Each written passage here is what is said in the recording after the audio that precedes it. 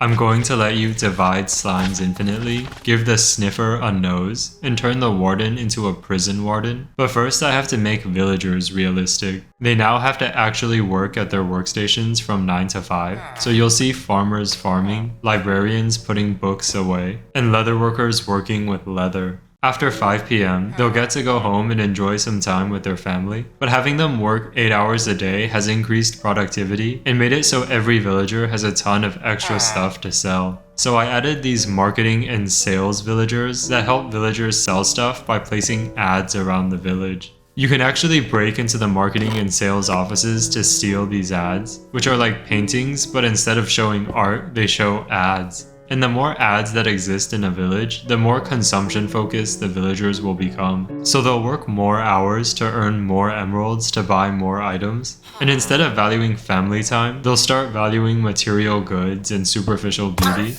And they'll start going to this new plastic surgery villager to conform to an unrealistic villager beauty standard that demands larger eyes, thicker hair, and bigger noses. And soon every villager is going to be working 24/7 while looking like this. These villagers are also only going to hire iron golems that fit their beauty standard, but that's good news for you because these guys are way more concerned with looking at their reflection than protecting the villagers. If you're wondering how to spawn these iron golems yourself, you'll need to use realistic iron blocks and realistic pumpkins. You can get a realistic pumpkin by growing pumpkins again and again until one mutates into a realistic pumpkin. And similarly, you can get realistic iron blocks by planting iron ingots and growing iron blocks again and again until one mutates into a realistic iron block. While we're talking about realism, War Thunder, the sponsor of today's video, is the most realistic free-to-play military multiplayer game ever. You can have epic battles with fighter jets, battle tanks, and warships, and there's a ton of advanced military technology, like guided missiles, which are like real-life creepers, or being able to sneak through enemy lines at night using night vision, which is like real-life potions of night vision, all with super realistic graphics and sounds to make it feel like you're really in a war, which is the vibe I'm going for when I make most of my mods.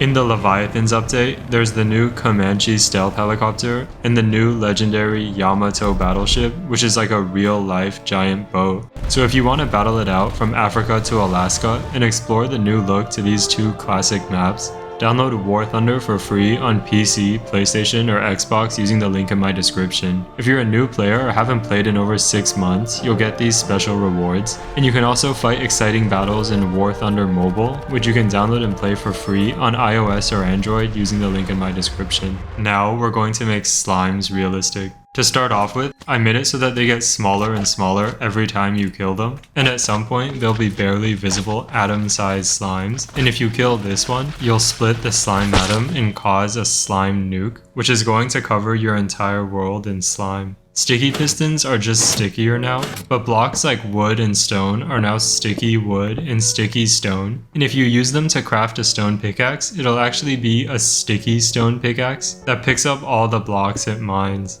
This means to craft something like a furnace, you're actually going to need 8 sticky pickaxes with a cobblestone stuck to them like this. And to make matters worse, when you use the furnace, all the handles are going to light on fire and burn you.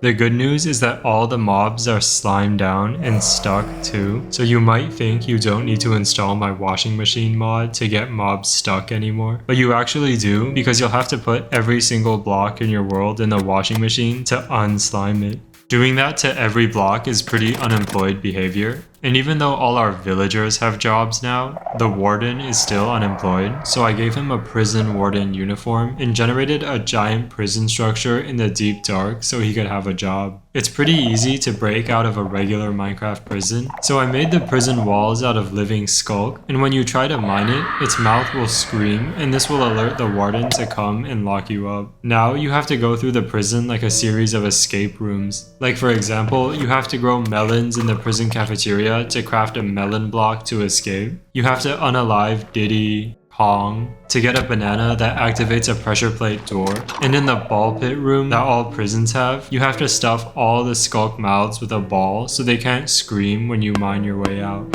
Some prison cells need 2 people to escape, so you can find friends during recreational time, and you guys can even start a prison group of awesome nice guys. And you can give each other tattoos with squidding to solidify your friendships, which will be helpful in recognizing each other during the prison riot event, which is like a villager raid, but it's with all the criminal pillagers and ravagers that did really bad things and got locked up for it. This prison warden is a realistic mob boss, but I couldn't make a video about making mobs realistic without adding an actual realistic mob boss and his goons to Minecraft. You can now goon, as in summon a goon or henchman by pressing G. But just like in real life, you can only do this 9 or 10 times a day before you get dehydrated, so I added this goon bar for you to keep track. Anyways, these henchmen will try their best to help you, but this video has been pretty negative so far. So today, you're gonna do a good deed and use your goons to free villages that are controlled by the mafia. You can tell a village is under mob rule if there's a ton of pizza places around, but to make sure this isn't another violent war video, every fight will be done with strands of spaghetti as swords and pizza as shields. And instead of guns, you can only use these new throwable meatballs, which means we can finally make a meatball fountain, which means we can throw a penny into the meatball fountain and get a wish from the meatball fairy, so we can ask to have more bars in our goon bar. I also added this Dune bar, which just keeps track of how many times you've seen the movie Dune. But that's not nearly as important of a feature as what I'm about to do to this sniffer. I've always thought the sniffer mob design is kind of bad because you can't really tell that this is supposed to be its nose, so I gave it a much more obvious looking nose. But that being said, a mob that's about sniffing shouldn't be 90% body and 10% nose, so I just got rid of the body part and now the sniffer is just a big nose. Since we're big on diversity, equity, and inclusion here on the PhoenixSC channel, I added all the skin color variants, and now the only problem is that the sniffer has nothing to smell. The worst smelling thing in Minecraft is probably rotten flesh, so I made it constantly smell, but this makes your zombie farm kind of gross to be around, so I added this fridge block to Minecraft. The point of a fridge is to keep stuff from rotting, so if you kill a zombie and put their rotten flesh in the fridge, it'll turn back into non-smelly, regular human flesh. Being able to cook and eat human flesh in Minecraft is great, but the downside is that every item now rots. At first I made it so that rotten items become zombies, so they'd grow little zombie arms and legs and chase you around. But this turned out to be incredibly laggy and unplayable, so instead, I made all rotten items smell really bad, which will attract the new and improved sniffer. These guys just walk around aimlessly until they find something strong to sniff on, and a nose knows a lot, so if you right-click one while it's sniffing, you can put your arm up their nostril and pull out a book with an illegal enchantment like Protection -1, which makes you more vulnerable to everything, or Fortune -1, which makes blocks drop worse loot. If you liked picking a nose in Minecraft or being able to goon, please like the video. I'm adding the slime mechanic to every mob next time, so subscribe to not miss it, and I'll see you soon.